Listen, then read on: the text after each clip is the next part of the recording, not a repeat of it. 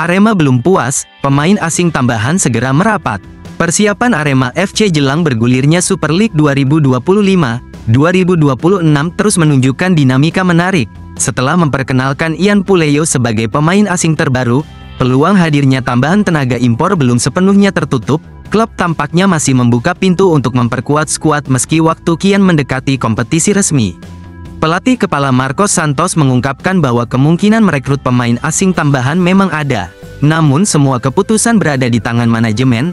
Pelatih asal Brasil itu tidak menutup mata terhadap kebutuhan tim, namun tetap menghormati arah kebijakan klub dalam menyusun komposisi akhir skuad.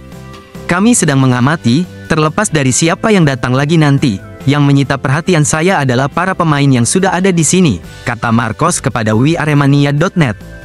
Kedatangan Ian Puleyo dari klub Liga 1 Montenegro menjadi salah satu langkah penting yang dilakukan Arema untuk memperkuat sektor sayap. Pemain asal Argentina itu diketahui merupakan rekomendasi langsung dari Marcos sejak awal ia dipercaya menangani Singo Edan. Meski menyebut sudah cukup puas dengan kualitas pemain yang tersedia, Marcos tetap memantau perkembangan tim secara menyeluruh. Ia ingin memastikan bahwa keseimbangan, dinamika permainan, dan kesiapan fisik seluruh pemain benar-benar maksimal menjelang kick-off kompetisi. Saat ini, para pemain yang sudah berlatih bersama saya terus berkembang. Tapi, kalau direksi klub masih ingin mendatangkan pemain itu bagus, tapi, saya gak bisa bicara tentang itu sekarang, pungkasnya.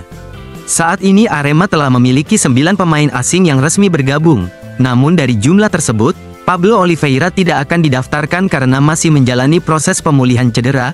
Dengan demikian, slot yang tersedia masih memungkinkan untuk diisi satu nama lagi, tergantung kebutuhan dan strategi klub. Sesuai regulasi PT I-League, setiap klub diizinkan mendaftarkan hingga 11 pemain asing. Meski demikian, Arema sempat menyatakan hanya akan menggunakan 9 kuota.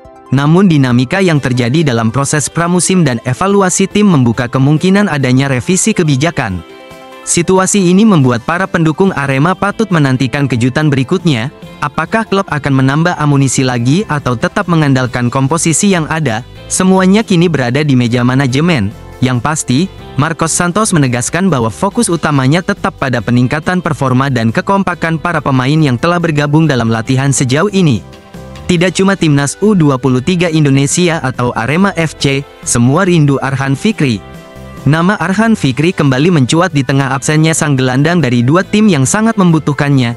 Timnas U23 Indonesia dan Arema FC sama-sama merasakan dampak besar ketika pemain muda berbakat ini tidak ada dalam skuad. Namun kerinduan itu ternyata tidak hanya dirasakan dua pihak tersebut. Seluruh pencinta sepak bola tanah air ikut menantikan aksinya kembali di lapangan hijau. Timnas U23 Indonesia tampak tidak setajam biasanya saat tampil di semifinal ASEAN Cup U23 2025 melawan Thailand. Meski menang, lini tengah skuad asuhan Gerald Van den Boeck terlihat kurang primat tanpa kehadiran Arhan yang tengah menjalani pemulihan cedera. Sosoknya yang biasa menjadi pengatur ritme permainan memang tidak tergantikan sejauh ini. Saya pikir dia, Arhan Fikri, adalah pemain kelas dunia. Saya pikir jika Anda bisa melihat pemain lain seperti Arhan, saya pikir dia bisa bermain di klub besar.